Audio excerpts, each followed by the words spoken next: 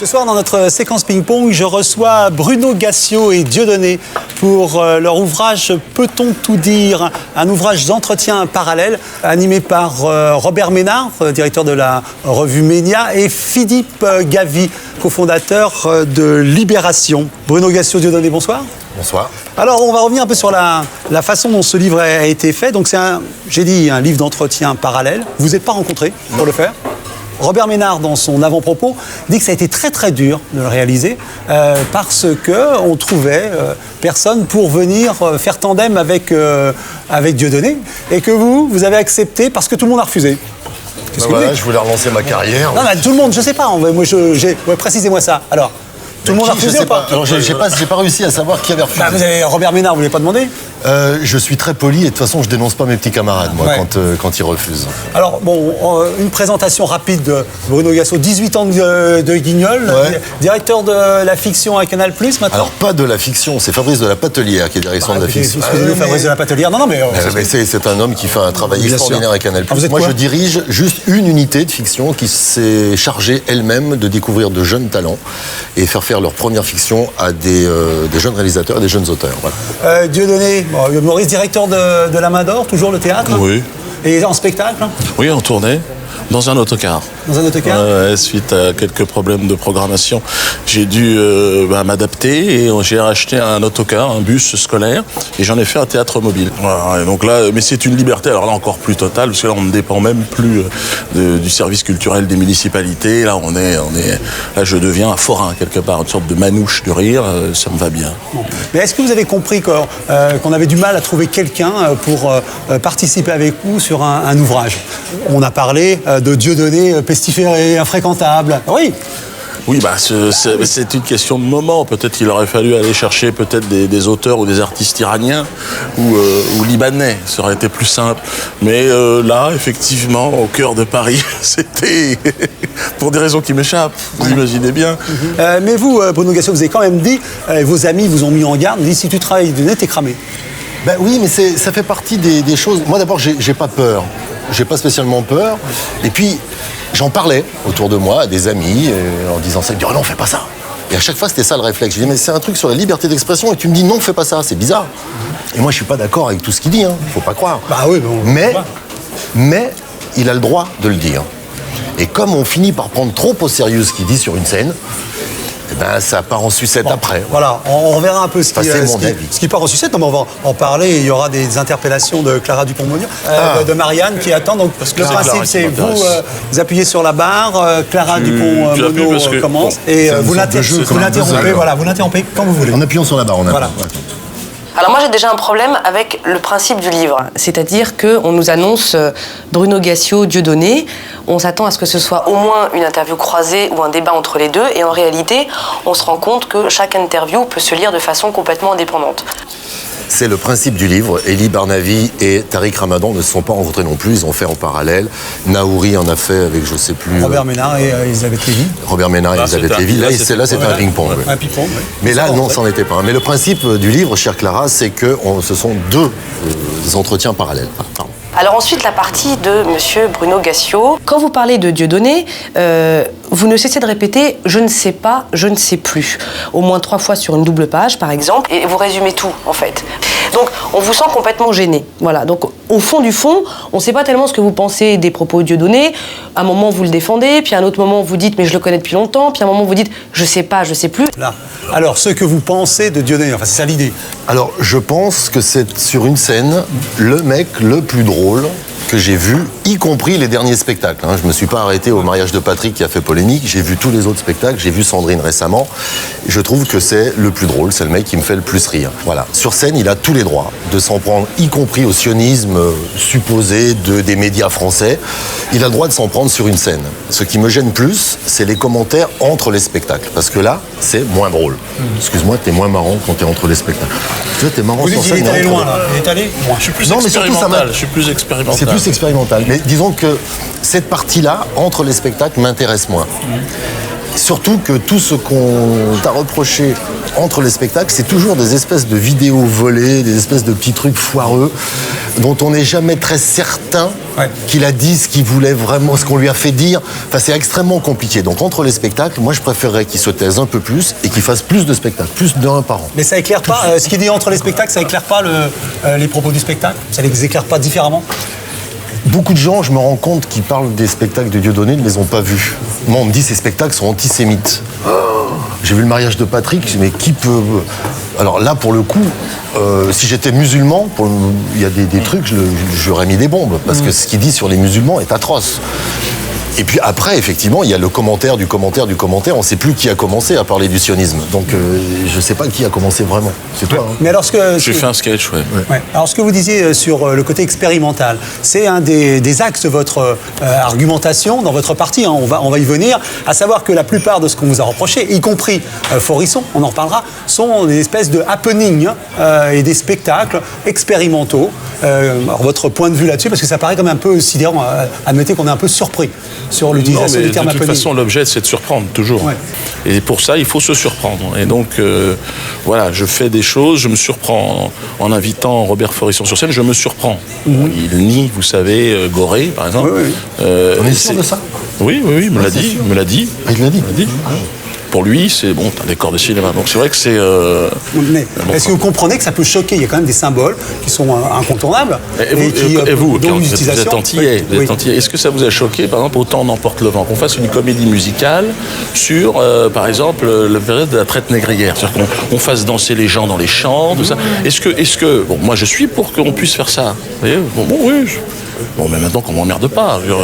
Où s'arrêter? Alors, j'espère. Si j'ai choqué des gens, j'ai toujours dit, je m'en suis excusé profondément. Ça n'était pas l'objet. Voilà, en tout cas, à la fin du livre, vous vous excusez. Oui, bien sûr, je m'excuse. Il y a un truc sur Forisson, par exemple.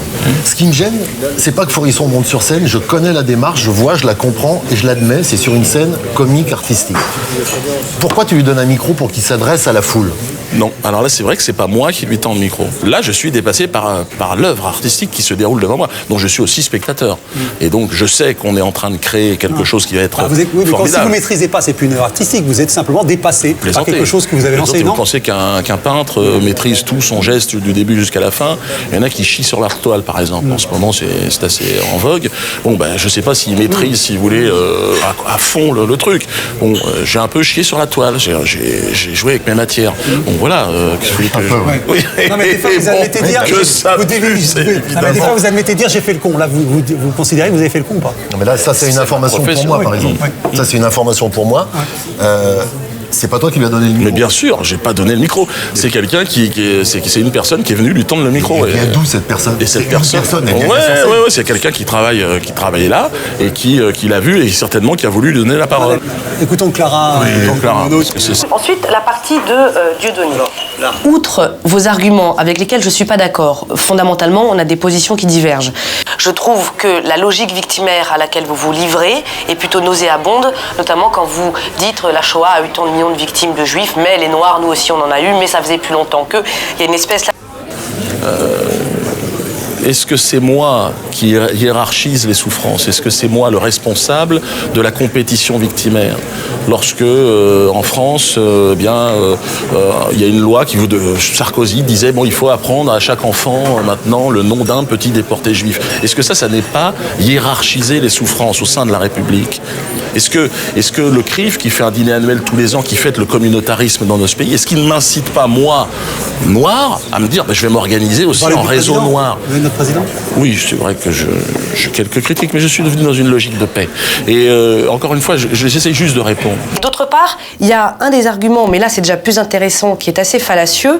Votre grand argument, c'est de dire le débat doit avoir lieu. Très bien. Alors, c'est là où moi je ne suis pas d'accord avec vous, mais là on est déjà dans un registre plus éthique, plus peut-être métaphysique, mais moi je pense qu'il ne doit pas toujours y avoir débat. Je pense que c'est quand il y a toujours débat que finalement on en vient à réviser certaines choses qui devraient être impondérables. Je pense que par exemple l'avortement n'a pas à être mis en cause, que le 11 septembre non plus, que le sort des juifs non plus, que c'est...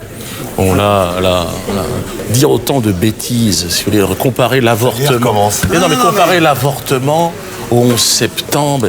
Mais là, on est dans un délire. Dieudonné, je parle le secours de Clara. Mais qu'est-ce qu'elle veut dire? Et d'ailleurs, vous le traitez. C'est la notion de sacré. Y a-t-il, et c'est vous-même vous en parlez, y a-t-il des sujets qui sont sacrés?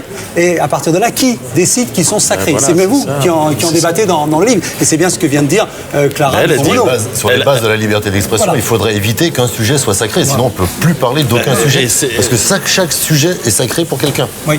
Donc c'est... Vous vous rendez compte de là, elle sacralise le 11 septembre au même titre que là. Ça n'a quand même aucun sens. Il me semble que interdire l'avortement ou remettre en cause la version officielle du 11 septembre, c'est quand même pas la même chose.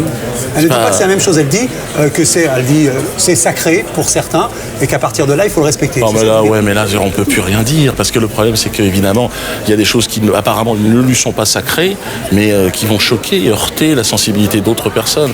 Non mais je suis d'accord, il y a des fondations dans une société, tu ne peux pas contester tout, par exemple. C'est impossible de remettre en cause absolument tout. Par exemple, quoi? Forisson, par exemple, le débat est tranché, c'est pas la peine de le ramener. Il a écrit des thèses, elles ont été publiées, elles ont été négationnistes, elles ont été critiquées, elles ont été démontées. Pour moi, le débat est clos. Il a dit ce qu'il avait à dire, il a été contredit, débat clos. Quand on revient 45 ans après pour dire si ça se trouve, Forisson, il avait raison. C'est un truc obsessionnel. Mais là, je suis d'accord. Je sais que tu n'as jamais fait ça. Non. C'est obsessionnel. C'est un débat sur lequel je n'interviens pas. Mais est-ce que tu ne crois pas que là, pardon, elle se pose là en juge. D'ailleurs, elle dit on ne peut pas. Ah ben.